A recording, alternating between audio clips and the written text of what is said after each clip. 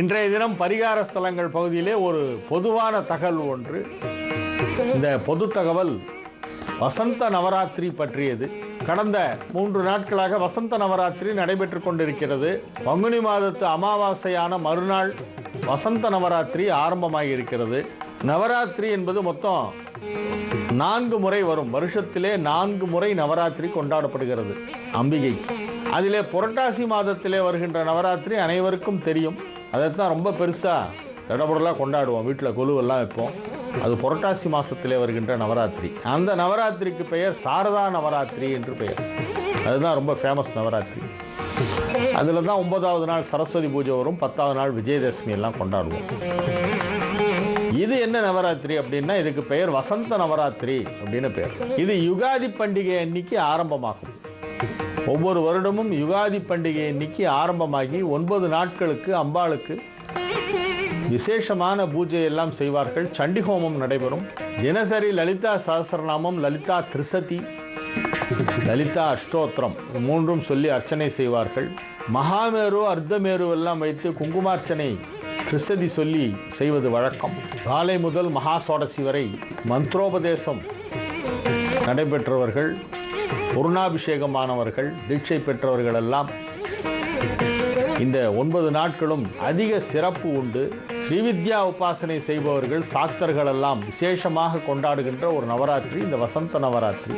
மொத்தம் 4 நவராத்திரி ஒரு வருஷத்திலே என்று சொன்னேனே, அது மற்ற நவராத்திரிகள் என்ன அப்படிங்கிறத பற்றி பார்ப்போம். ஆணி மாதத்திலே அமாவாசையான மறுநாள் ஆஷாட மாதம் என்று சொல்வார்கள். அந்த ஆஷாட நவராத்திரி, அது ஆஷாட நவராத்திரியைத்தான் வாராகி நவராத்திரி என்று சொல்வார்கள். சாரதா நவராத்திரி, ராஜமாதங்கி நவராத்திரி, வசந்த நவராத்திரி, வாராகி நவராத்திரி, இதுதான் 4 நவராத்திரி. சாரதா நவராத்திரி தான் நம்ம புரட்டாசி மாதத்திலே கொலுவெல்லாம் வச்சு கொண்டாடுறோமே அது. வசந்த நவராத்திரிங்கிறது இந்த பங்குனி மாதத்து அமாவாசைக்கு மறுநாள் ஆரம்பித்து இப்பொழுது நடைபெற்று கொண்டிருக்கின்ற இந்த நவராத்திரி. ஆணி மாதம் அமாவாசையான மறுநாள் ஆரம்பமாகி 9 நாட்களுக்கு நடைபெறுவது வாராகி நவராத்திரி. மார்கழி மாதம் அமாவாசையான மறுநாள் பூர்வாஷாடா நட்சத்திரத்தில் ஆரம்பமாகி 9 நாட்களுக்கு மார்கழி மாதத்து பரணியோடு நிறைவடைவது ராஜமாதங்கி நவராத்திரி என்று பெயர். ராஜமாதங்கி என்பது அம்பாளின் ஒரு அம்சம், ஒரு வடிவம். வாராகி என்பது அம்பாளின் படைத்தளபதி.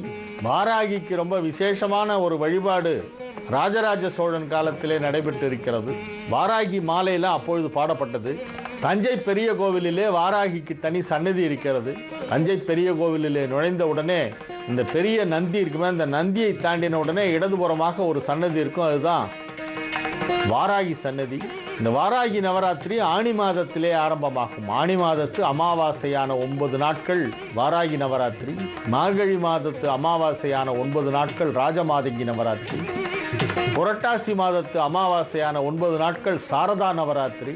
பங்குனி மாதத்து அமாவாசையான அடுத்த 9 நாட்கள் இப்பொழுது நடைபெற்று கொண்டிருக்கிறது வசந்த நவராத்திரி. இந்த வசந்த நவராத்திரியிலே ஒவ்வொரு நாளும் ஒவ்வொரு அலங்காரத்துடன் அம்பாள் எழுந்தருளுகின்ற வழக்கம் இன்னமும் சில கோயில்களிலே பின்பற்றப்பட்டு வருகிறது. 9 நாட்களும் சில இடங்களிலே சண்டிஹோமம் நடைபெறும். சண்டிஹோமம் என்பது அம்பாளுக்கு ரொம்ப முக்கியமான ஒரு ஹோமம். 700 ஸ்லோகங்களை கொண்ட தேவி பாகவதம் என்னும் சப்தசதி பாராயணத்தை 13 அத்தியாயங்களாக பிரித்து 13 பூர்ணாகுதி செய்து கடைசியிலே மகா பூர்ணாகுதி செய்து சண்டிஹோமம் என்பதை சாக்தர்கள், சக்தி உபாசகர்கள் செய்கின்ற வழக்கம் அது இப்பொழுது நடைபெற்று கொண்டிருக்கிறது பல இடங்களிலே. பெரிய மகான்களெல்லாம் இந்த வசந்த நவராத்திரியை பற்றி மிகவும் சிறப்பித்து சொல்லி இருக்கிறார்கள். சாந்தானந்த சுவாமிகளுடைய ஸ்கந்தாசிரமம், சாந்தானந்த சுவாமிகளுடைய அவரால் நிறுவப்பட்ட மடாலயங்கள் எல்லாம் எங்கெல்லாம் இருக்கிறதோ அங்கெல்லாம் இந்த வசந்த நவராத்திரியை மிக சிறப்பாக கொண்டாடுவார்கள். ஆந்திர மாநிலத்திலே எல்லா கோவில்களிலும் வசந்த நவராத்திரிக்கு சிறப்பான பூஜைகள் எல்லாம் நடைபெறும். கர்நாடக மாநிலத்திலும் வசந்த நவராத்திரி வெகு சிறப்பாக கொண்டாடப்படுகிறது. அம்பிகையை வழிபடுவதற்கு இந்த 4 நவராத்திரிகள் மிகவும் முக்கியமானவை. வாராகி நவராத்திரி, சாரதா நவராத்திரி, ராஜமாதங்கி நவராத்திரி, வசந்த நவராத்திரி ஆகிய இந்த 4 நவராத்திரிகளும் மிக முக்கியமான நாட்கள் என்பதை சொல்லி இன்றைய பொது தகவல் பகுதியை நிறைவு செய்து கொள்கிறேன். மீண்டும் நாளைய நிகழ்ச்சியிலே விசாக நட்சத்திர கோவில்கள் தொடர்கின்றது என்பதை சொல்லி உங்களிடமிருந்து இப்பொழுது தற்காலிகமாக விடைபெற்றுக் கொள்வது உங்கள் வழிகாட்டி ஜோதிடர் ஹரிகேசநல்லூர் வெங்கட்ராமன். வணக்கம்.